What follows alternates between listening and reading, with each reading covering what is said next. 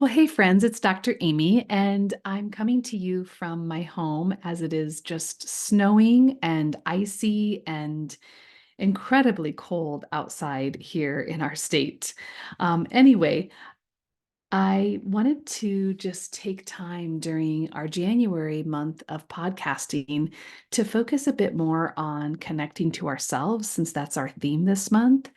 We've had one incredible podcast guest already, and we'll have others at the end of the month. But I wanted to just reflect a bit on what it means to connect to ourselves and take care of ourselves, not in a performative way, like eating and sleeping and, you know, working out more, but really in how we can turn back towards ourselves a bit and connect with ourselves.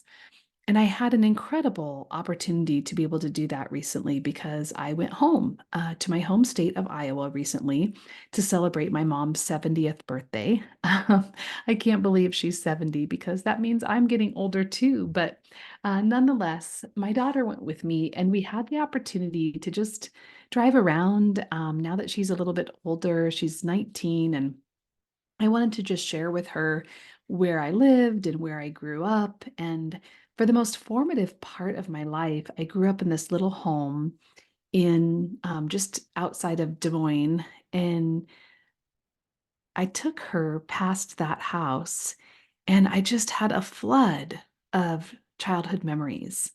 I don't know if you've ever heard that song, The House That Built Me by Miranda Lambert.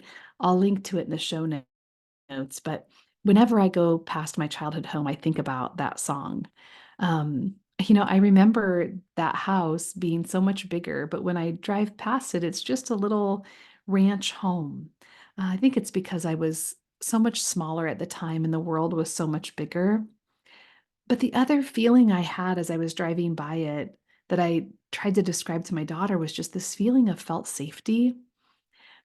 Felt safety is what we experience when we feel both emotionally and physically safe. It's the last house where my dad that raised me and my mom lived together until I was almost 12. And I really don't remember having any memories of sadness, loneliness, or anger in that home, only happy memories. And so, as all these childhood memories were flooding back, I just thought about how important it is to connect with our childhood memories that bring us joy, that create who we are for better or for worse. And in that house, man, I remember playing outside until dusk, building snow forts in the winter, delivering newspaper on our bikes. Um, Growing up in the Midwest meant lots of hot, sticky summers. My childhood dog was there. And I remember always falling asleep feeling safe as there was sports on in the background or my parents talking. And it really made me reflect on what builds a home and the people who live there and the memories that are created. It's really the love that's shared there. So, I've lived in lots of different places. And when I think about feeling connected there in those spaces and having that sense of felt safety, I'm sure of a few things, and that is that I have experienced love and safety and belonging in the tiniest of apartments. And I similarly have felt sad and lonely and empty in big, gorgeous homes. So it's really about who's in homes and how connected you feel to them. I really don't think I could have made it through the pandemic with anyone different than my kids and my husband because despite it feeling scary and unpredictable at times, our home felt safe and connected. I've always wanted my kids to also feel like they have a home where they want to return to and feel safe and where it's okay to make mistakes. And so, as I was thinking about this sweet childhood home, it just reminded me of how we're built through childhood memories for positive or negative experiences. And certainly, I have experienced my own childhood traumas. But as I think about connecting with ourselves this month, it really does make me reflect on important aspects that help us recenter ourselves. Some of you that have heard me speak have heard me talk about the baseball analogy. I love sports. I especially love softball and baseball. And when we think about connecting with ourselves, think about standing on a baseball field, right? Standing on home plate. And you look out into the field, and I want you to imagine that at first place is caring for ourselves. And again, not just performative self care, but really connecting with ourselves, engaging in our hobbies that bring us joy, and spending time on projects that we really love. So, for me, for instance, after this podcast recording, I'm going to go find a warm, cozy spot on the couch and read a murder mystery and sit by the fire near my husband and son. That's what first base is for me. It's about connecting with myself and doing something that really brings me joy. And then, if you can imagine, on second base is where other people are that love you reciprocally and unconditionally back. That might be your partner or spouse, it might be a best friend, it might be a family member.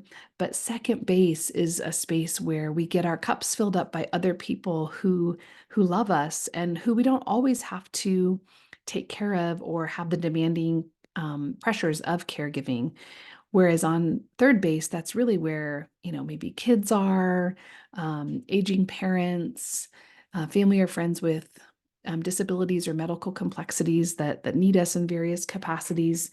But when I think about connecting with ourselves, it's really first and second base that I feel grounded and connected so that I can then give to all the other spaces on the baseball field, including my kids at third base.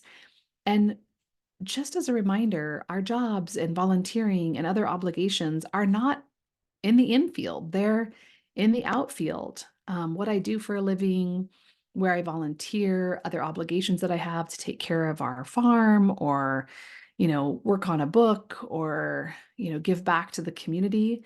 If I'm not connected with me, if I'm not connected with myself and doing things that bring me joy, then I can't give to others. And really, that's what I wanted to focus January on, is connecting with ourselves, thinking about what truly matters for us. So I want you to just reflect on that. And I think I felt more fully grounded when I went home and I saw our little house and just remembered all these childhood memories that was really about safety. And now, as I'm an adult and I think about the things that bring me joy or the people with whom I want to be connected, I know for sure I want to spend so much more time with people that help me feel seen and heard and safe, and in the company of people who are reciprocal and loving and caring and kind. If you haven't listened to previous episodes about kitchen nook friends versus front porch friends, feel free to go back to a previous episode and I'll link up to that as well in the show notes. Um, Also, you might just be a professional who's out there who's struggling to find a sense of community, and we have those for you.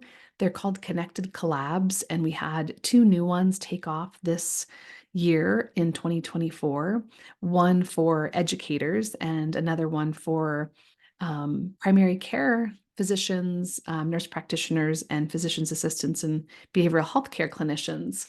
I'm super excited about those. But Connected Collabs are really communities of like-minded professionals who come together once a month and share overwhelm that they experience in their profession. And we're in community to mitigate stress and trauma in our workplaces and build and strengthen ourselves. So um, in addition to our own personal connectedness, there are lots of spaces that I want to create for professional connectedness. So, as I mentioned at the beginning of our short podcast today, it's a snow day here outside of Portland, Oregon. It is right now raining ice and blowing snow sideways. So, I am going to go grab a warm drink and cuddle up and do something that just balances my nervous system by reading a book and being close to people I love. So, until next time, friends, I hope you find some connectedness to yourself with other people who see you and love you and hear you, and maybe even in one of our professional connected collabs. Thanks so much, friends. Bye for now.